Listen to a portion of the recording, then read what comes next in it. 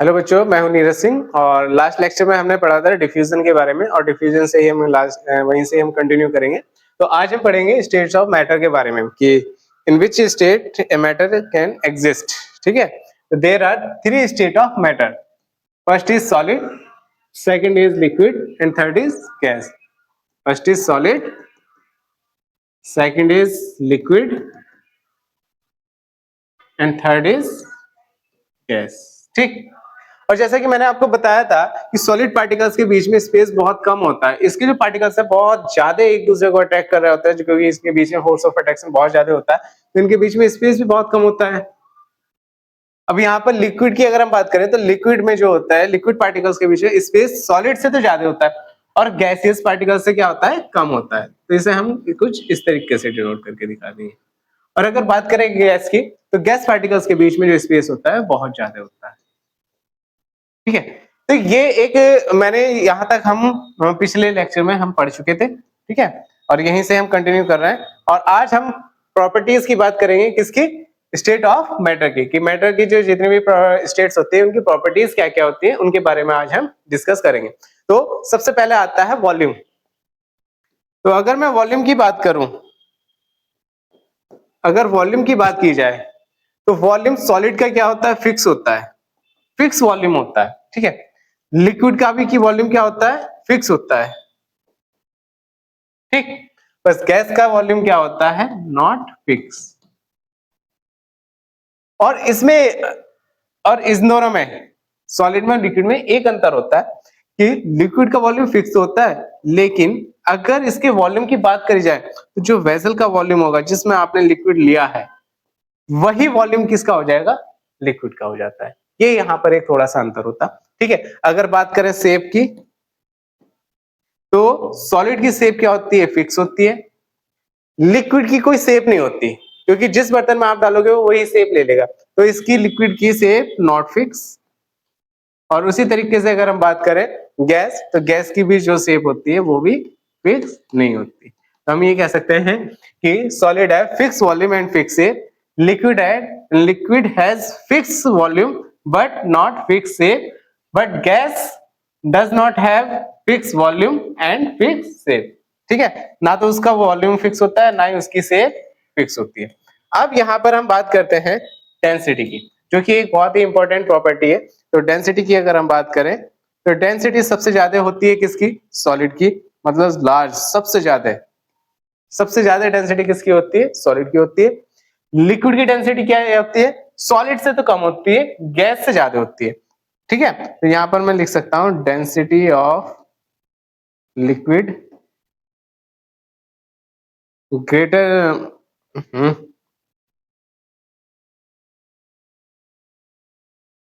Less than solid, but greater than gas. ठीक, और अगर गैस की डेंसिटी की बात करी जाए तो गैस की डेंसिटी सबसे कम होती है, इसकी लीस्ट डेंसिटी होती है। ठीक है, नेक्स्ट बात आती है काइनेटिक एनर्जी की। तो अगर मैं काइनेटिक एनर्जी की बात करूं तो यहां हम कह सकते हैं सॉलिड पार्टिकल्स जो होते हैं फिक्स होते हैं और वाइब्रेट ही कर रहे होते हैं, तो इसकी काइनेटिक एनर्जी बहुत कम होती है। ठीक है, तो हम यहां पर कह सकते हैं लीस्ट काइनेटिक एनर्जी किसकी, सॉलिड की।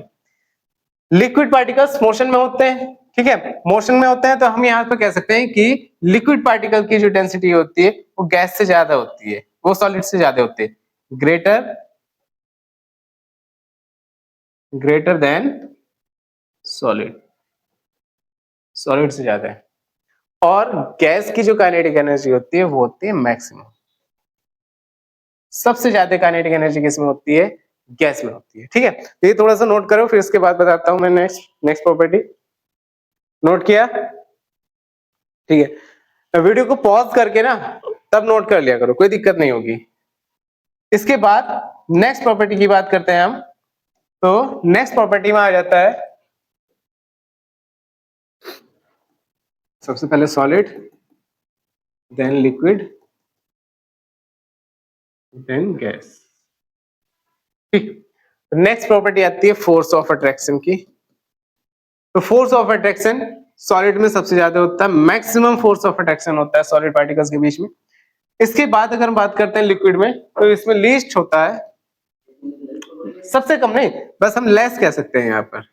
और गैस पार्टिकल्स के बीच में जो फोर्स ऑफ अट्रैक्शन होता है वो सबसे लीस्ट होता है। सबसे कम फोर्स ऑफ अट्रैक्शन किसके बीच में होता है?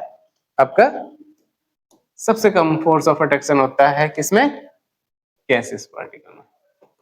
ठीक है, अब यहां पर हम बात करते हैं नेक्स्ट प्रॉपर्टी की, तो वो आती है कंप्रेसिबिलिटी।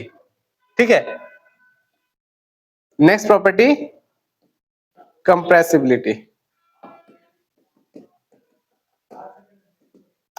अब बात करते हैं कंप्रेसिबिलिटी की। तो आपने देखा होगा जैसे ये पेन है, मैं इसको चाहे जितना भी दबा लूं, जितना भी इसको कंप्रेस कर लूं, लेकिन इसको कोई फर्क नहीं पड़ेगा। ठीक है, लिक्विड पे निग्लेजिबल, मतलब बहुत ही माइनर में उसमें क्या होता है, कुछ इफेक्ट पड़ता है जिसे हम निग्लेक्ट भी कर सकते हैं, कोई इतना ज्यादा इफेक्ट नहीं पड़ता। लेकिन सबसे ज्यादा इफेक्टेड कौन होती है? गैस। गैस को जैसे ही आप लिक्विड में कंप्रेस करोगे तो इसके पार्टिकल्स क्या होता है, आपस में पास पास आने लगते हैं। ठीक है, तो इसमें नॉट इफेक्टेड। ठीक है, निग्लेजिबल। लिक्विड में कंप्रेसिबिलिटी का इफेक्ट क्या होता है? निग्लेजिबल। और गैस में क्या होता है? मैक्सिमम। ठीक है, नेक्स्ट प्रॉपर्टी की अगर बात करें तो वो होती है स्पेस बिटवीन पार्टिकल्स। जैसे कि मैंने आपको बताया सबसे शुरू में,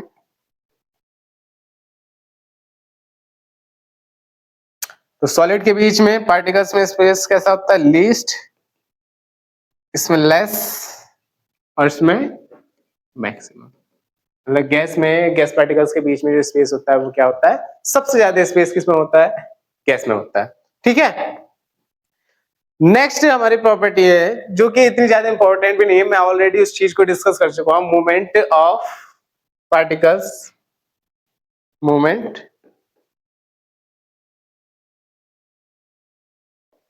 पार्टिकल। ठीक है, तो जैसे कि मैंने आपको बताया सॉलिड में तो पार्टिकल्स क्या होते हैं? सिर्फ वाइब्रेट करते हैं। ठीक है, लिक्विड के बीच में पार्टिकल्स का मोशन कैसा होता है? लेस होता है। और मैक्सिमम मोशन किसके बीच में होता है? गैस के बीच में होता है। तो ये सॉलिड, मतलब ये जो स्टेट ऑफ मैटर की जो तीन प्रॉपर्टी है, तीन फॉर्म है मैटर्स की, सॉलिड, लिक्विड, गैस, इनकी कुछ प्रॉपर्टी है। अगर आपको ये प्रॉपर्टी याद है तो ये मान के चलिए कि बहुत कुछ आप इसमें, और कुछ नहीं है, बस इतना ही है कि इनकी थोड़ी सी प्रॉपर्टी याद हो तो ये बहुत ज्यादा हेल्प करती है हमारे नेक्स्ट टॉपिक्स के लिए, जो नेक्स्ट आएंगे उन्हें बहुत ज्यादा हेल्प करेगा। ठीक है, तो ये आप नोट कर लीजिए। तो आज के लिए इतना ही, सिर्फ स्टेट ऑफ मैटर को मेरे को डिफाइन करना था, स्टेट ऑफ मैटर क्या है। इसके बाद हम नेक्स्ट टॉपिक लेंगे और यहीं से कंटिन्यू करेंगे। तो आज के लिए इतना ही, धन्यवाद बच्चों।